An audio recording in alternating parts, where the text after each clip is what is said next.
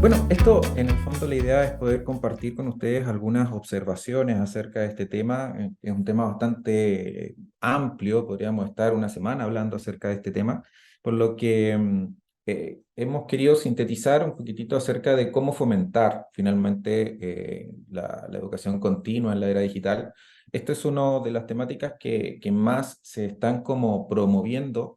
Principalmente porque en cierto contexto actual ya el aprendizaje, digamos, como formal, va quedando un poquitito corto en torno a la actualización que se van generando en torno a las necesidades de mercado, a las necesidades de las personas y las distintas comunidades. Por lo tanto, la figura de la personalización también comienza a jugar un rol muy estratégico y muy oportuno. Y ese es un poco la visión, chequear, digamos, cómo es que efectivamente podemos atender una necesidad que efectivamente también hay que atender de una manera mediada, ¿ya? O sea, tampoco se trata de que nuestra vida se transforme el 100% en una dinámica o una mecánica de estudio, porque efectivamente lo que se promueve es una forma de estudiar de alguna manera un poco más distinta, un poco más llevadera, un poco más en torno a un cambio de paradigma. Y eso es un cambio que va trabajándose, digamos, desde hace mucho tiempo. Y ahí vamos a revisar también algunas conceptualizaciones que no son de hoy, no son de ahora, ni siquiera son previas a la pandemia, de hecho. Entonces, tenemos ahí algunas tareas pendientes. Y eso es parte de lo que quiero compartir con ustedes el día de hoy. Y bueno, obviamente dejar también prontamente un espacio para que podamos interactuar, para también saber cuáles son sus opiniones, cuáles son sus, digamos, que, experiencias que puedan tener también en torno a un concepto que, como les decía, ya comienza a trabajarse muy en este entorno. Y es precisamente eso. Vamos a hablar, las ideas centrales, vamos a estar centrados en este contexto Bucabani, que ya son conceptualizaciones que ya están muchos ya manejando. Algunas otras conceptualizaciones en torno a las definiciones que podemos encontrar en los distintos escenarios de, digamos, en torno al aprendizaje a lo largo y ancho de la vida, un aprendizaje que se transforma como una moneda de intercambio y una propuesta, que en este caso vamos a trabajar con la idea del Second Brain, que es más bien una técnica, y eso es también parte de este espacio. Bien, entonces, iniciamos con este escenario, ¿cierto? Del Book Albany y las nuevas interfaces de desafío. Interfaces desde la perspectiva no solamente como aplicativo, como software, ¿verdad? Entendemos, según Scolari, ¿cierto? Las interfaces como aquello que nos conecta con otro. Y este con otro puede ser una entidad, puede ser una persona, puede ser un contexto cultural. Es bastante amplio el concepto. Y hoy día cuando pensamos en estas interfaces, hablamos acerca de incluso generaciones. Y eso también es parte de la propuesta que quiero compartir con ustedes. Entonces, desde esta perspectiva, ¿por qué hablamos desde el BUCA Albany? Porque, bueno, por sus acrónimos en inglés, BUCA hace relación a los conceptos de volátil, incierto, complejo y ambiguo. Y Bani, en el fondo, es frágil, ansiedad, no lineal e incomprensible. Entonces, se hace una división desde 1980 aproximadamente, tras la Guerra Fría, hasta el 2020, de este concepto buca, y que luego ya entra, más que un mundo complejo y ambiguo, entra en un mundo ya caótico. Y esto, sin lugar a dudas, intenciona en alguna medida los factores con los cuales comenzamos a atender sobre todo la forma en que nos relacionamos, la forma en que buscamos, por ejemplo, el conocimiento. Hoy día la tecnología claramente juega un papel crucial y eso es parte también de cómo vamos a integrar estos elementos desde la educación formal y también la informal. Y eso es un elemento que tenemos que considerar. Entonces, en este escenario, cuando hacemos como una especie de comparativa, busca, ¿cierto? En esta figura, digamos, como el acrónimo, plantea todos estos elementos que van como moldeando un cambio climático, un cambio sistémico global. Hay también movilizaciones a nivel global cuando pensamos en cómo las sociedades se están adaptando y sobre todo este periodo también post pandemia donde Hay una adecuación del sistema escolar, hay una adecuación de los sistemas educativos, incluso en algunos lugares donde no se pensaba, ni siquiera se legislaba, por ejemplo, en tema de teletrabajo, hoy día ya contamos con ciertas herramientas para poder trabajar en estos contextos. Entonces, la situación y la generación de nuevos contextos ha estado como presente, pero no menor en torno a lo complejo que está siendo incluso hoy día el tema económico. Y esto entonces, cuando pensamos en esta evolución del mundo buca, ¿verdad? Fue perdiendo como su significado descriptivo y tampoco es adecuado para la relevancia de lo que está sucediendo actualmente, porque tenemos nuevas perspectivas, tenemos nuevos paradigmas, se han incorporado elementos que antiguamente se pensaban que iban a ser como transgresores, pero en mucho tiempo más. Hay una investigación que estuve trabajando hacia el año 2018 aproximadamente, donde entrevistamos a una serie de expertos en la materia de tecnología educativa y se planteaba que hacia el 2030 íbamos a tener una situación, digamos, como normalizado el uso de videoconferencias. Claramente no se esperaba que sucediera una pandemia y o algo así, y efectivamente lo que sucedió fue que hoy día tenemos totalmente normalizado el uso de una videoconferencia, y eso hizo acortar y hizo acelerar de alguna manera aquello que se esperaba que pasara hacia el 2030. Entonces, pensando en eso, efectivamente el paradigma de las fronteras, por ejemplo, hoy día es bastante más cercano a atender que podemos estar en distintos lugares, podemos estar en distintos países y podemos también resolver de manera colaborativa a partir del uso de estas herramientas. La descripción, ¿cierto?, precisa sobre cómo incluso ha impactado desde el punto de vista emocional y cómo vamos generando nuevos nexos con personas de pronto mucho más cercanos, con personas que no hemos sido capaces de virtualizar porque están en lugares distintos y de pronto tenemos más cercanía que incluso con los que nos estamos rodeando en otros espacios. Y eso es sin lugar a dudas un cambio importantísimo en torno a cómo esta relación y esta comunicación comienza a impactar de manera significativa el cómo nos enfrentamos al conocimiento, cómo lo buscamos y cómo finalmente diseñamos experiencias para poder aprender. Esto entonces, de forma general, esta incertidumbre claramente genera ansiedad, claramente va generando ciertos miedos en alguna medida, y no quiero entrar mucho ahí porque efectivamente ya hay muchísimo en todos los lugares acerca de la inteligencia artificial, todo lo que ha impactado. Por un lado, la parte técnica, por un lado, el tema de la forma en que estamos interactuando, pero principalmente los mecanismos con los cuales pensábamos que teníamos acceso a información. Hoy día ya tenemos otra perspectiva acerca de la mediación tecnológica en nuestro día a día. Y eso, sin lugar a dudas, va friccionando y va generando un fenómeno de catálisis. Y las catálisis en general se generan cambios, y estos cambios se generan a partir de la fricción. No hay ningún cambio que se genere de manera automática, sin fricción. Se requieren ciertos elementos, se requiere abordar desafíos y en función de esa realización vamos adquiriendo entonces nuevas competencias, vamos adquiriendo nuevas habilidades, destrezas y también nos vamos acomodando a cómo esto va a ser significante en mi vida, en mi día a día. Entonces, ya como cerrando esta conceptualización, los elementos de paso de Buca a Bani, entonces nos permite una descripción más precisa de las circunstancias actuales, de alguna manera allana el camino para un enfoque que vuelva a ser un mundo un poco más comprensible y crea oportunidades para enfrentar cada uno de los desafíos de manera adecuada. Esto, sin lugar a dudas, es un gran desafío y no solamente es un desafío bastante más global, es un desafío para Latinoamérica, para las sociedades, para los gobiernos y obviamente para el sistema educativo, que efectivamente ha tenido unas barreras de entrada sumamente importantes a lo largo de la historia. Sabemos que efectivamente muchos de los cambios de las tecnologías invaden los distintos sectores del quehacer humano, sin embargo, en el ambiente educativo esto parece tener una resistencia un poco mayor. Y eso va generando entonces que sea no tan permeable estos cambios de manera fluida, sino más bien con ciertas restricciones, con ciertas adecuaciones. Incluso hoy día se habla acerca de este concepto de desdigitalización.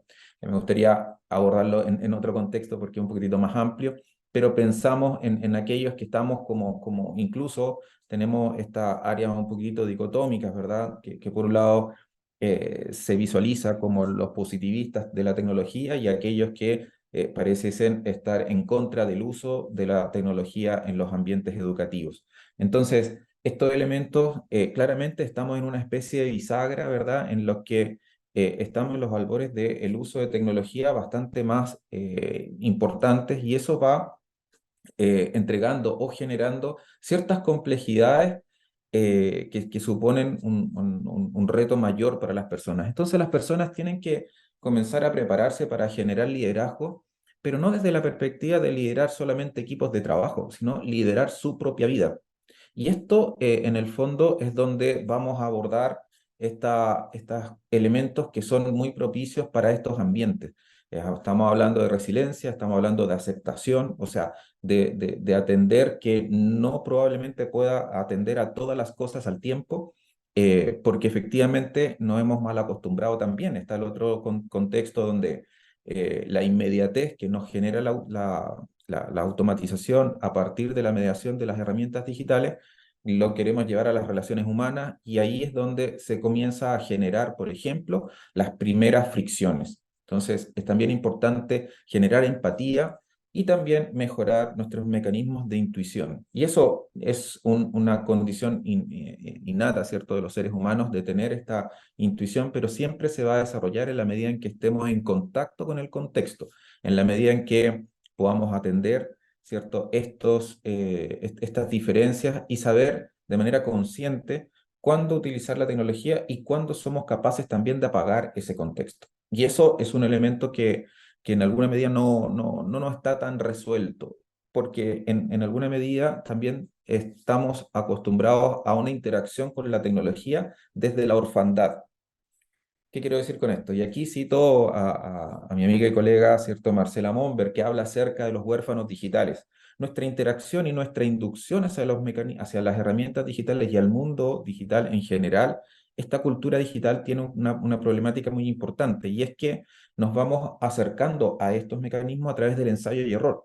Entonces, muchas veces no tenemos el apoyo de digamos, como de la familia, porque las familias no tienen las herramientas para ayudarnos a entender estos mundos, estos mecanismos, y el sistema escolar también tiene ciertas deficiencias, porque si mirásemos todos en detalle los currículum de cómo se forman nuestros profesores en Latinoamérica, no tienen estos elementos incorporados como el desarrollo de competencias digitales. Y por lo tanto, en el hacer, ¿cierto?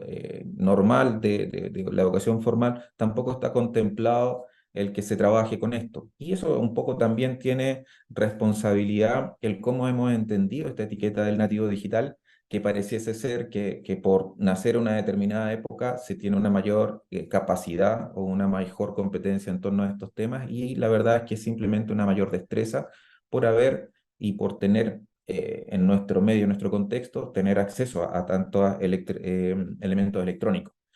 Pero al tratar de resolver complejidades, se vuelve muchísimo más complejo porque en ese escenario nos damos cuenta que la competencia digital sigue siendo una necesidad, sigue siendo una carencia y muchas veces enfrentamos el abordaje de estas temáticas desde una orfandad que provoca en muchos contextos analfabetismo digital. Y eso nos conduce a que tengamos como ciertas restricciones dentro de un contexto de la cultura digital en la que estamos viviendo. Y esos son elementos que son de contexto. Sin embargo, elementos catalizadores, a propósito de esta conceptualización de Bani, la fragilidad requiere, de alguna otra manera, capacidad y resiliencia. ¿Cómo somos capaces nosotros de desarrollar esas habilidades? ¿Cómo es capaz el sistema educativo de ayudarnos a desarrollar esas habilidades? La ansiedad que nos genera todo este ambiente. Se debiese entonces desarrollar también empatía y conciencia sobre los elementos que constituyen estos escenarios. No se trata de normalizarlo, sino se trata de poder comprender, poder entender al otro y también tener conciencia de que estos elementos es para los dos, o sea, es para nosotros, es para la sociedad. La linealidad, la no linealidad, ¿cierto? Exige contexto y adaptabilidad. Hoy día estos escenarios de lo lineal, ¿verdad? Por ejemplo, en el contexto del empleo, como antiguamente, ¿cierto? Una persona podía entrar como un junior de una empresa y podía transformarse en un administrador de la empresa. ¿Por qué? Porque había una linealidad respecto de cómo se iba aprendiendo, la tecnología no iba avanzando tan rápido y los cambios también eran bastante más aletargados. Hoy día lo que no nos trae un poco a la mesa acerca de este desarrollo tecnológico es que las cosas pueden cambiar de una semana a otra. Algo que era totalmente inesperado y por eso se generan estos ambientes de muchísima ansiedad porque está totalmente, lo normalizado es casi el cambio. Entonces, ¿qué necesitamos ahí? Generar conciencia del contexto y también desarrollar mejores habilidades para adaptarnos a estos cambios, porque esos cambios no van a suceder, no van a parar. Imagino que ustedes resolvieron, revisaron esta carta que se envió hace unos cuantos meses atrás y que hablaba que aquellos incluso estaban personas muy importantes de del mismo contexto tecnológico que decían parar esto de la inteligencia artificial unos 6 meses para poder ambientarnos, pero lamentablemente eso no va a suceder. Y lo que sí está sucediendo es que esas mismas personas que escribieron esa carta, muchos de ellos hoy día están dentro del mismo círculo del desarrollo tecnológico. Entonces, esta incomprensibilidad demandada requiere también transparencia y requiere también estos criterios para entender cuando existe un fake news o cuando efectivamente tenemos una opinión o tenemos un documento de carácter de una investigación científica. Y eso nos cuesta mucho por muchos elementos que están circundantes. Y eso es parte de este aprendizaje. Entonces, hay elementos que tenemos que atender que son parte de colaborar con la familia, son partes de la colaboración del mundo, ¿cierto? Del sistema, digamos, educativo. Se requiere que de alguna manera, ¿cierto? La educación superior se dé la mano con preescolar y preescolar se dé la mano con educación básica y se comienza a trabajar de conjunto y no tan departamentalizado como ha venido siendo por años. Y eso es un gran desafío.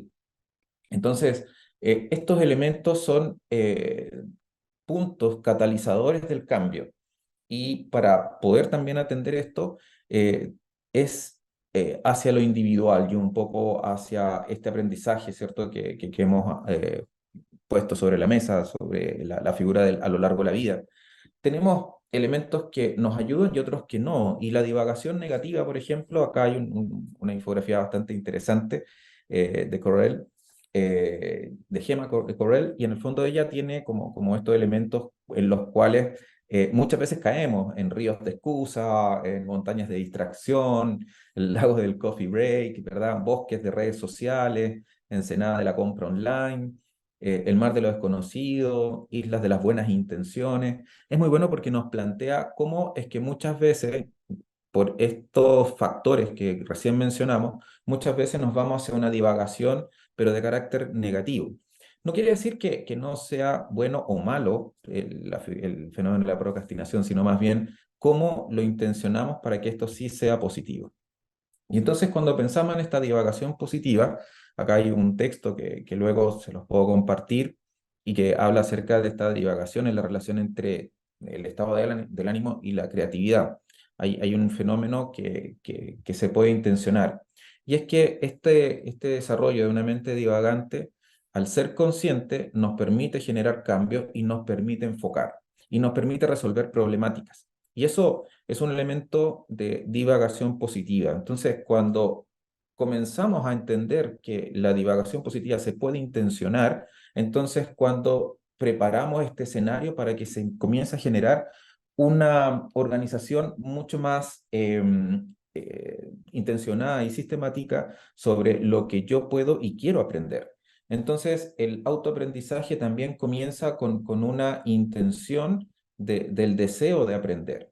Cuando yo aprendo algo cuando necesito algo o necesito resolver algo. Entonces busco cómo aprender aquello.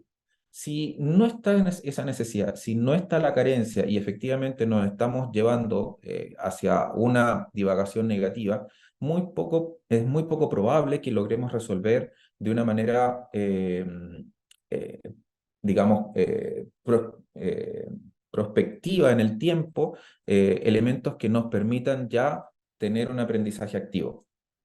Entonces, cuando pensamos que estos elementos que vienen un poquitito en el ambiente de una educación lineal y de alguna otra manera eh, tradicional, nos metemos en un concepto de fragmentación del conocimiento. Y ahí, ¿cierto? Tenemos estos elementos donde hay poca flexibilidad y donde hay poca conectividad y poca conectividad en el escenario de lo que estoy aprendiendo.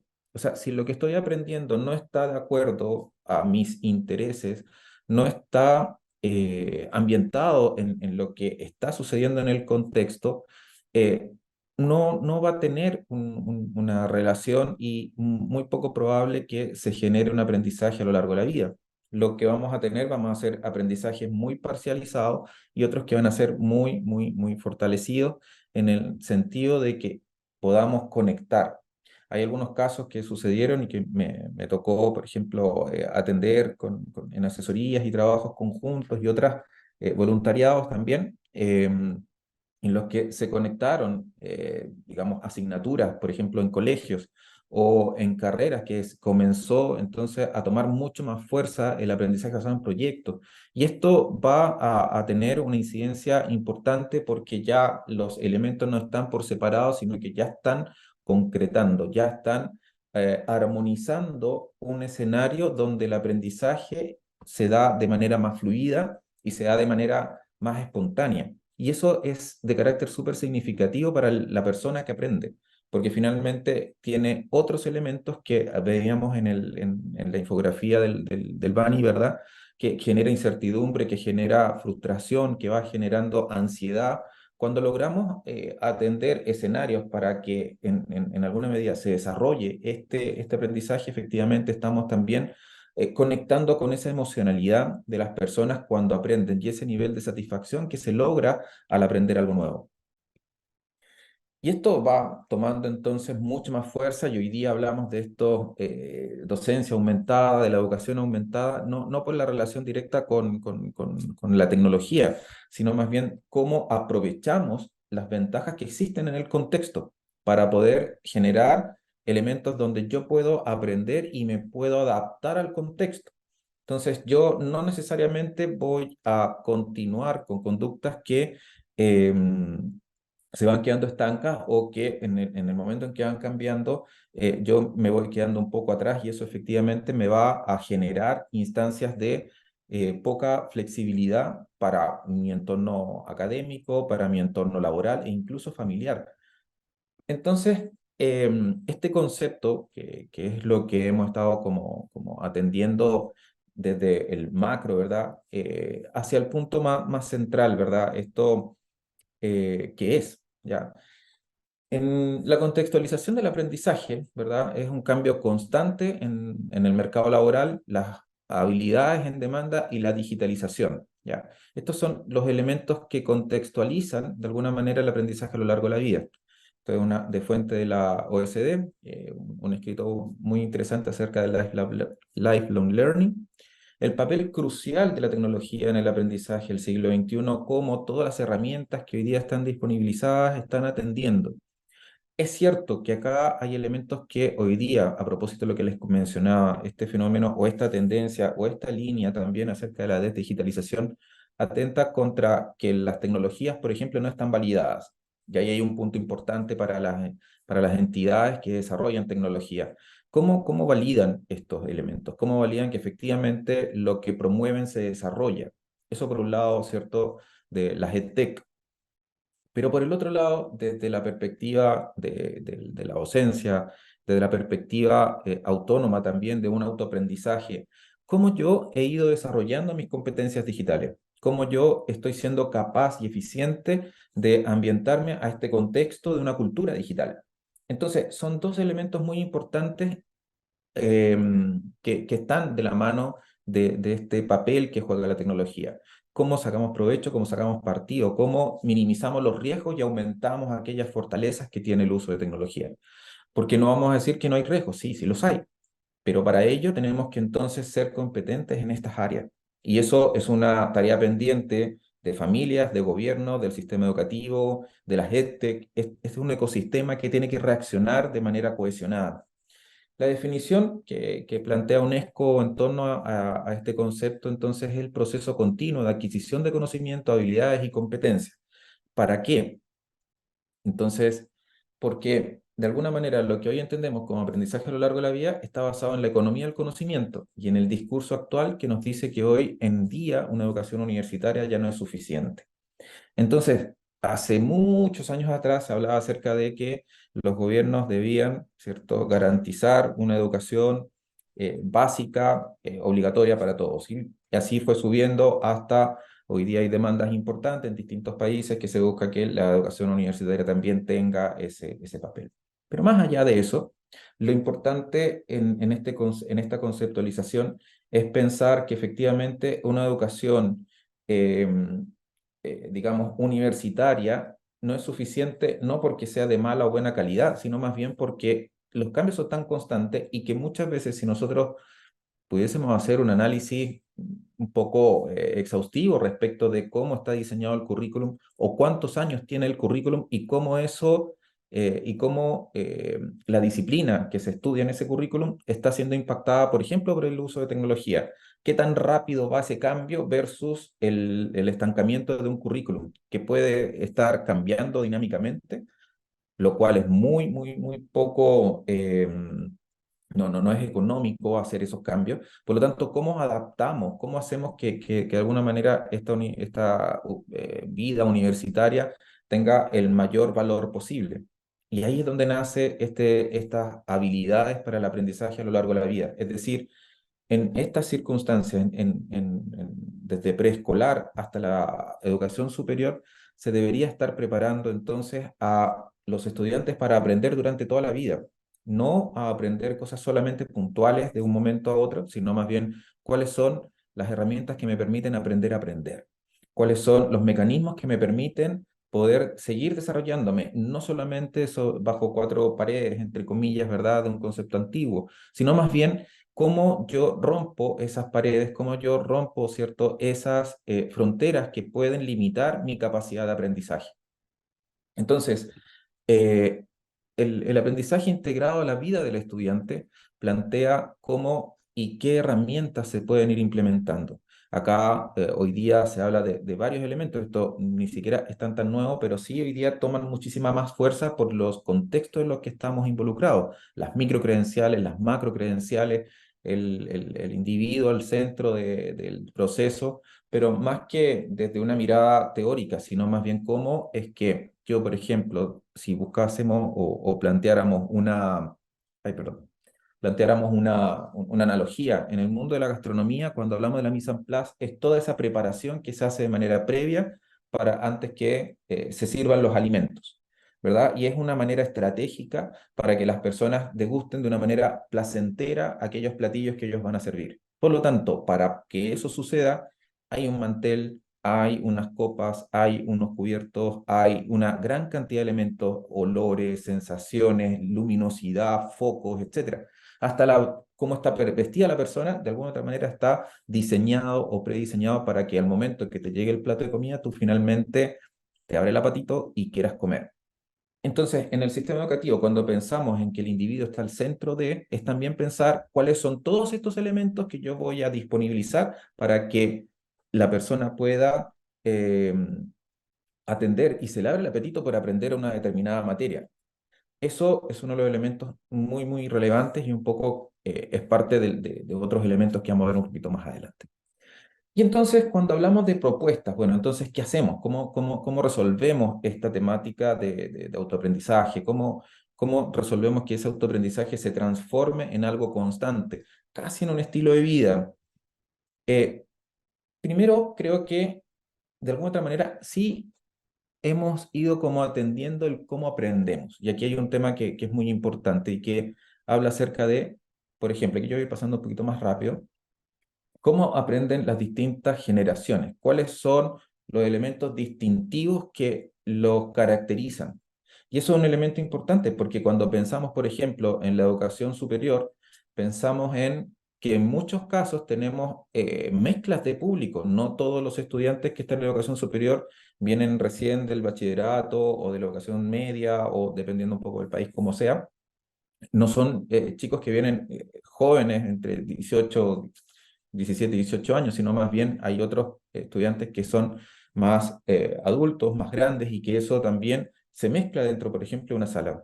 Pero a pesar de que tenemos clara, por ejemplo, cómo es que la generación X, cómo la generación Y, cuáles son sus tendencias, cuáles son los elementos que le dan mucho más valor, no son parte de nuestra preparación, no son parte de nuestro diseño de situaciones de aprendizaje, no son parte de nuestro diseño de enseñar a aprender a aprender. Entonces, tenemos claro todos estos elementos, sin embargo, no personalizamos estas experiencias y eso es un elemento que podríamos también incorporar. ¿Cómo hacemos que estas distintas generaciones que tienen sus elementos ya investigados, ya se ha como generalizado, digamos, evidencia sobre cómo es que prefieren aprender o qué temáticas o qué formatos o bajo qué tipo de metodología ellos se sienten más cómodos? Y esos son elementos que también tenemos que disponibilizar. Y ahí entonces hablamos entonces de un concepto, ¿cierto?, de age management, que en el fondo es cómo conciliamos, ¿cierto?, vía laboral, flexibilidad, la captación de los talentos, eh, independientemente de la edad. ¿Cómo integramos equipos de trabajo mixtos entre seniors y jóvenes? ¿Cómo, ahí también hay un tip, ¿cierto? ¿Cómo desarrollamos mapas de talento? Y que ya no sea un mapa de edad. O sea, esta persona tiene tal edad, entonces puede entrar o puede hacer esta u esta otra gestión. No, o sea, mezclar en función de los talentos. Y eso es un elemento importante que se debería integrar, porque de alguna otra manera, este aprendizaje a lo largo de la vida también está involucrado este choque generacional. O sea, los jóvenes deben aprender de los más adultos y los adultos de los más jóvenes, pero ¿cómo propiciamos eso? Que suena muy bonito en el verso, pero ¿cómo lo formalizamos? ¿Cómo hacemos que efectivamente esto sea estratégico y nos permita adaptarnos a estos ambientes BANI? Esos son uno de los elementos que se van requiriendo y entonces van generando oportunidades. Hay otra técnica, y esto ya es mucho más específico, mucho más puntual, y que hablamos acerca del second brain.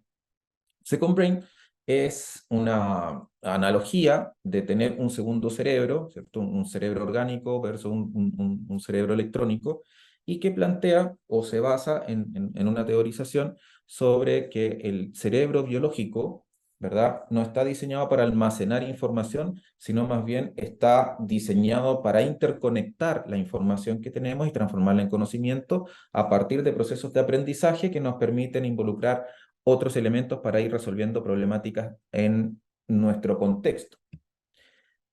Entonces, este concepto, ¿cierto?, refiere a un sistema o herramienta que sirve como una extensión digital de nuestra propia memoria y procesos cognitivos. De alguna otra manera, este concepto está estrechamente vinculado con la gestión del conocimiento personal. Y eso hablábamos un poquito atrás acerca de la conciencia, ser consciente de todo lo que yo estoy aprendiendo y entonces trazar a través del uso de herramientas digitales, trazar este conocimiento de manera consciente. De hecho, muchos de estos análisis y de estas investigaciones han o provienen, ¿cierto?, de estudios sobre cómo mejorar la calidad de vida de las personas con Alzheimer, porque efectivamente este nivel de recordación intencionado permite volver a reconectar neurológicamente ciertos elementos que pueden estar más carentes de interacción.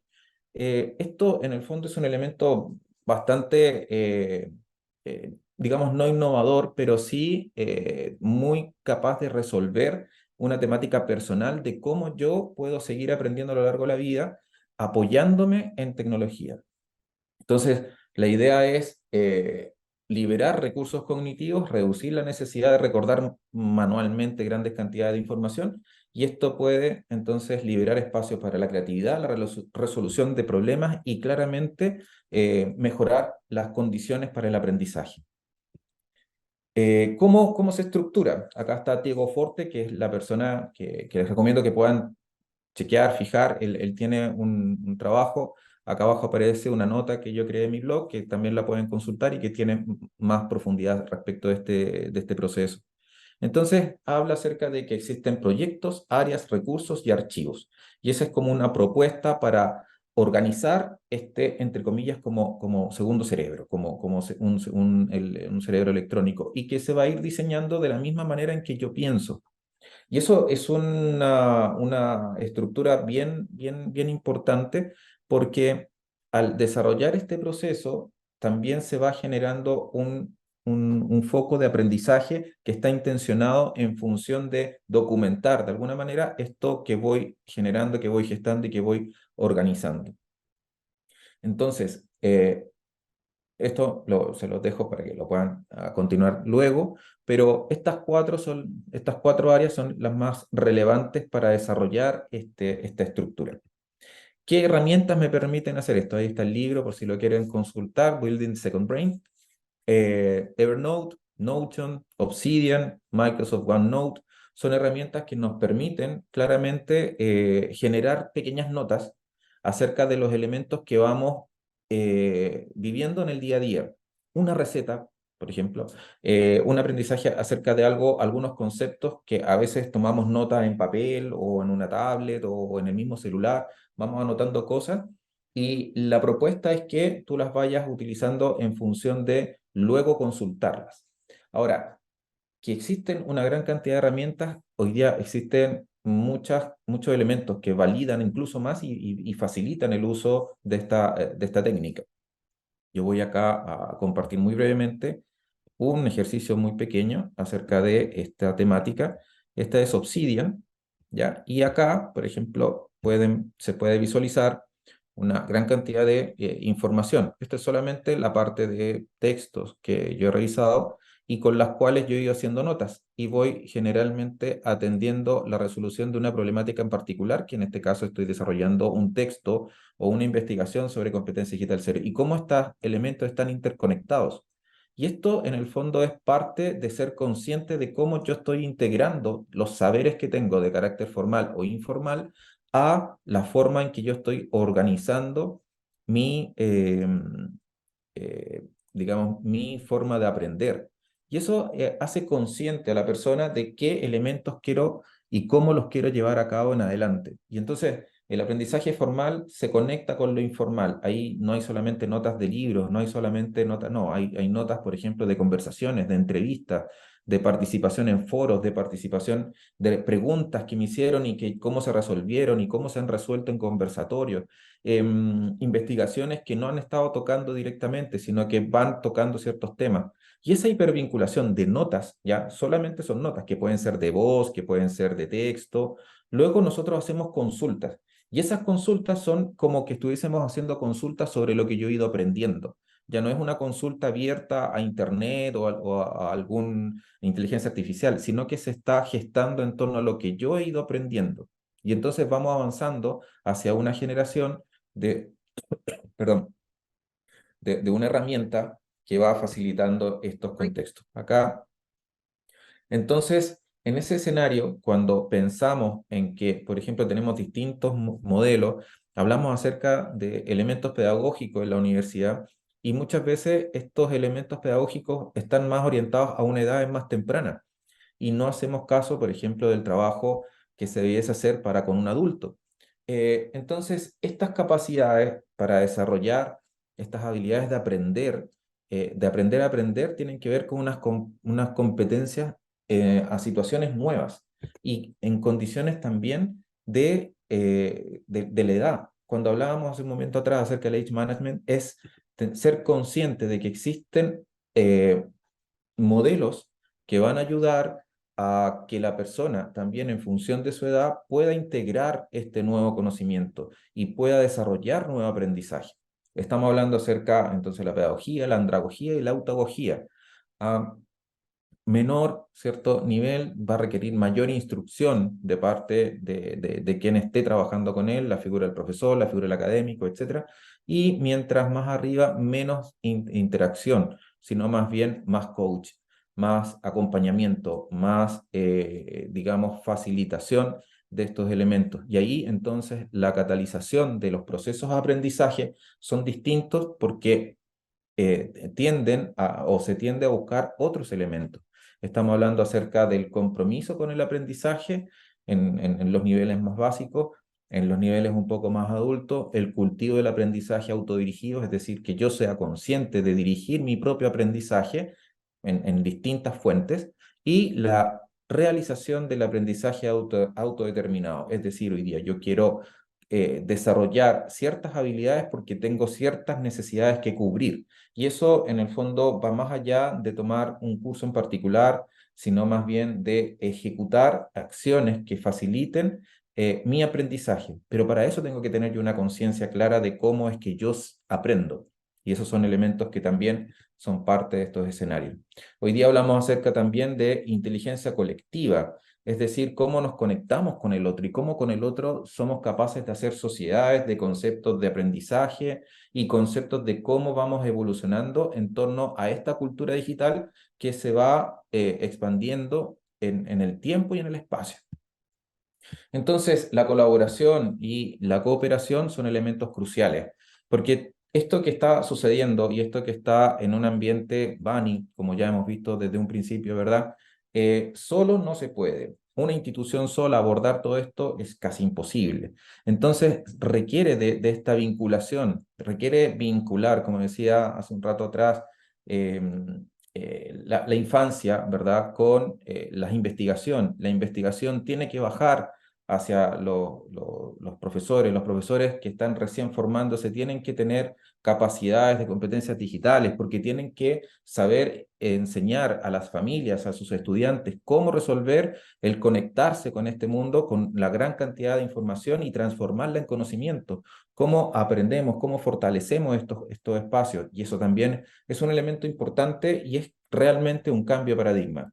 Pensar en qué quieres aprender hoy debiese ser un elemento de personalización que nos debiese atender a cualquier edad, pero para eso tenemos que encauzar en los primeros años que esto sea un elemento muy importante. Si vemos a los niños, por ejemplo, de preescolar, ellos siempre quieren aprender algo, pero luego se les va apagando esa luz cuando se formaliza y se estructura y se deja poco espacio para la flexibilidad.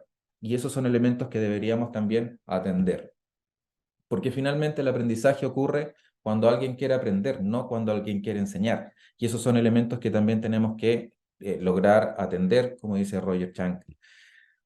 Finalmente les dejo este texto en un EduTrends del aprendizaje a lo largo de la vida. Tiene un código QR ahí para que lo puedan escanear. Es del Observatorio del Tecnológico de Monterrey y tiene muchísimo más material que el que hemos podido ver en esta pequeña y breve charla, ¿verdad? Para que ustedes puedan revisar y puedan chequear algunos aspectos que vimos en esta presentación, pero hay otros también que pueden ser de mucha utilidad para que ustedes puedan profundizar en estos conceptos. Eso sería. Yo quiero agradecer muchísimamente nuevamente al equipo de LearnAlan, a Bernardo, a Nelly, por este espacio para colaborar, compartir y